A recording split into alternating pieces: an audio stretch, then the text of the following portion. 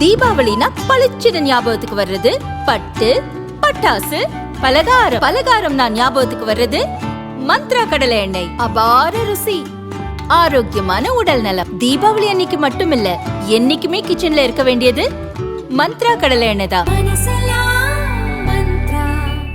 Wherever you go, whatever you do, throw a little at it. Omax, Vest and Briefs.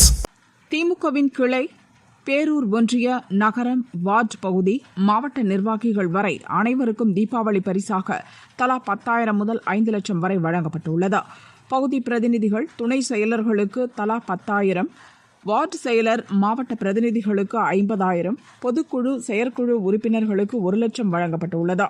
பகுதி ஒன்றிய நகர செயலர்களுக்கு தலா 5 லட்சம் வழங்கப்பட்டுள்ளது. இளைஞர் அணி, மாணவர் அணி, மகளிர் அணி நிர்வாகிகளுக்கும் பணம் வழங்கப்பட்டுள்ளது. பரிசு பொருட்களாக பட்டு வேட்டி, பட்டு சேலை, பட்டாசு, இனிப்பு மட்டுமின்றி வீட்டு உபயோகப் பொருட்களும் வழங்கி கட்சியினரை ஆளும் கட்சி தலைமை மகிழ்ச்சி அடைய வைத்துள்ளது. அதே நேரம் எதிர்க்கட்சியான அதிமுக தலைமை இந்த முறையும் தீபாவளிக்கு எந்த பரிசும் தராமல் ஒதுங்கிக் கொண்டது. 2-3 ஆண்டுகளாகவே தீபாவளி பரிசுகள் வழங்கவில்லை என்கின்றனர் அக்கட்சி நிர்வாகிகள். தேர்தலுக்கு இன்னும் 6 மாதங்களே உள்ள நிலையில் தவிகவுடன் கூட்டணி அமையும் என்ற நம்பிக்கையை மட்டுமே அதிமுக தலைமை அளித்து வருகிறது.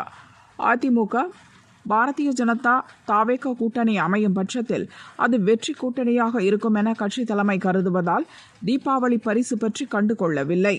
தவிக வரவை மட்டுமே முழுமையாக நம்பியிருக்கும் சூழலில் அது கைகூடாமல் போனால் கட்சியினர் உற்சாகம் இழக்க நேரிடும். அதிமுக முன்னாள் அமைச்சர்கள் ஒவ்வொருவரும் மாறி மாறி விஜய்க்கு அழைப்பு விடுத்து வருகின்றனர்.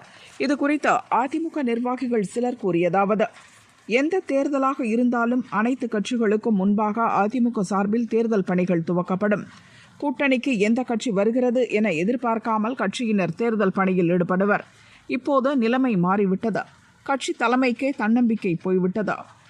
பெரிய கட்சி நம் கூட்டணிக்கு வர உள்ளது என பொதுச் செயலரே கூறுகிறார். பெரிய கட்சி என்றால் நாம் பெரிய கட்சி இல்லையா என்ற கேள்வி எழுகிறது. அவரை பின்பற்றி முன்னாள் அமைச்சர்கள் தவிக வந்தால் வெற்றி பெற்றுவிடலாம் என்ற நம்பிக்கையில் அக்கட்சிக்கு அழைப்பு விடுத்து வருகின்றனர். கூட்டணி அமைந்தால் வெற்றி என தலைவர்கள் பேசுவதால் நிர்வாகிகளும் தொண்டர்களும் சோர்வடைந்துள்ளனர். தவிக போன்ற கட்சிகள் கூட்டணிக்கு வராவிட்டால் தோற்று விடுவோம் என்ற நிலையை ஏற்படுத்துவது கட்சியின் தோல்விக்கே வழிவகுக்கும். இதை தலைவர்கள் உணர்ந்து செயல்பட வேண்டும். கூட்டணி இல்லாவிட்டாலும் கட்சி வெற்றி பெற தொண்டர்களிடம் தன்னம்பிக்கையை ஏற்படுத்த வேண்டும் என அவர்கள் கூறினர்.